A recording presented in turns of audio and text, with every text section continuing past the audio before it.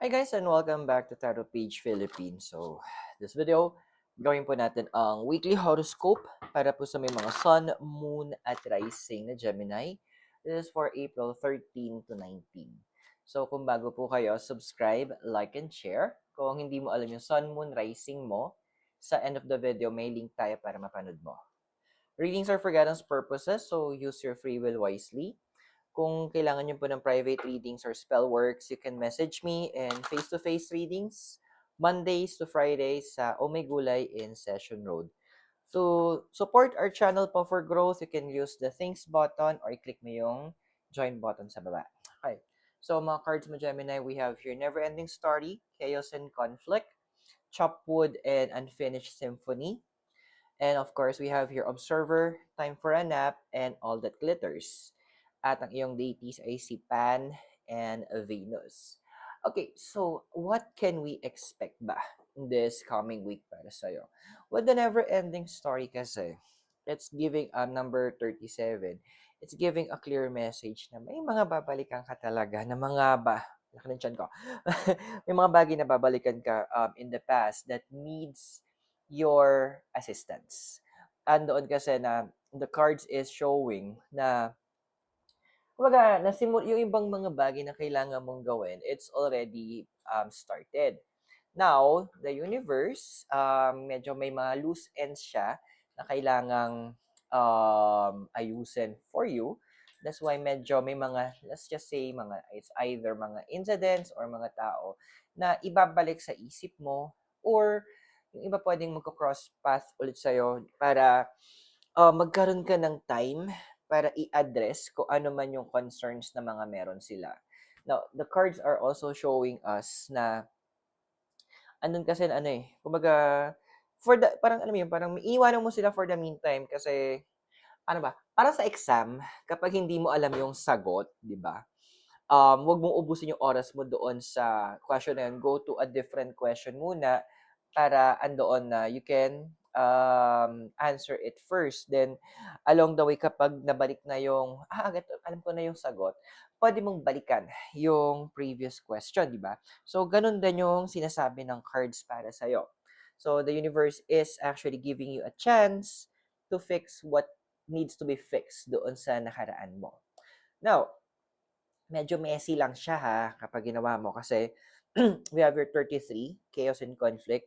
This will be actually, there will be some of you na medyo aayusin nyo siya in terms of legal matters. Andoon na iba naman it's about uh, relationship concern. So, ayun. So, when you say relationship, wag natin ipako na parang panjowa lang It could be any type of relationship. And when you say legal matters, hindi naman ibig sabihin may kaso ka. Pwedeng mga anything na kailangan ng legal assistance na aayusin mo. So, medyo messy nga lang. Oo, alam ko. Medyo messy siya, but it is necessary. Kasi this is a moment for you to fix what needs to be fixed. Kumaga, yun na nga. Kumaga sa exam, medyo babalikan natin ng very light yung mga ibang bagay na hindi mo na nabigyan ng tamang atensyon. Now, ang mga tanong nyo, anong gagawin ko? What should I do next? Well, we have here the chop wood. Now, this is a Chinese proverbs. It means yung complete, it's chop wood, get water. Ibig sabihin, tuloy mo yung ginagawa mo. You're actually on the right track.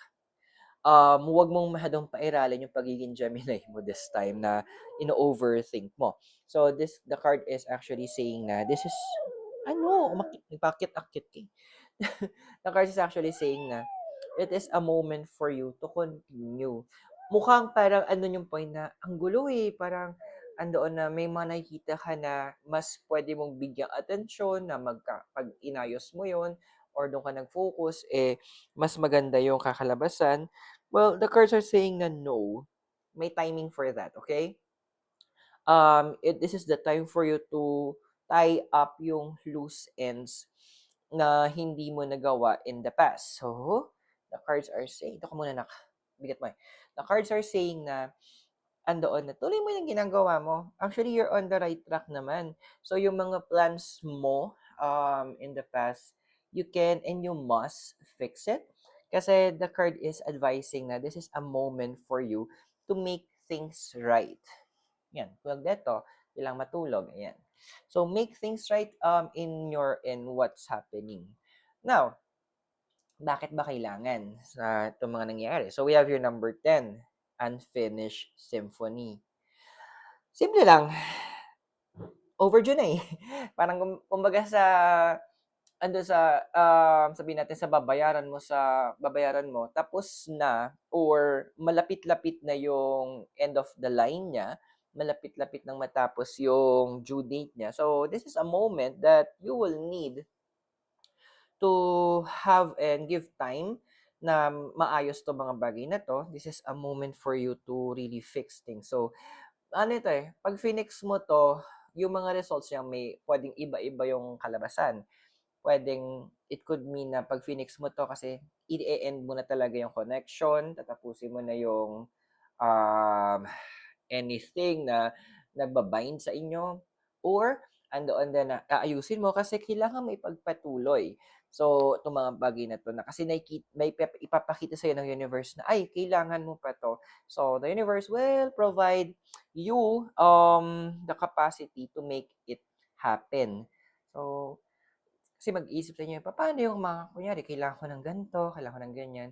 Girl, ibibigay naman sa'yo ng universe yon. Hindi naman yung tipong dead marathon siya. No. The universe will provide what you need, pero hindi siya before, sabihin natin na gagawin mo, ibibigay siya on the spot. Kumbaga, hindi yung tipong andyan na kasi andoon na may tendency kasi kapag binigay ng maaga sa'yo, bigla kang mag-rush. Again, Ecclesiastes chapter 3 verse 1, there's a time for everything.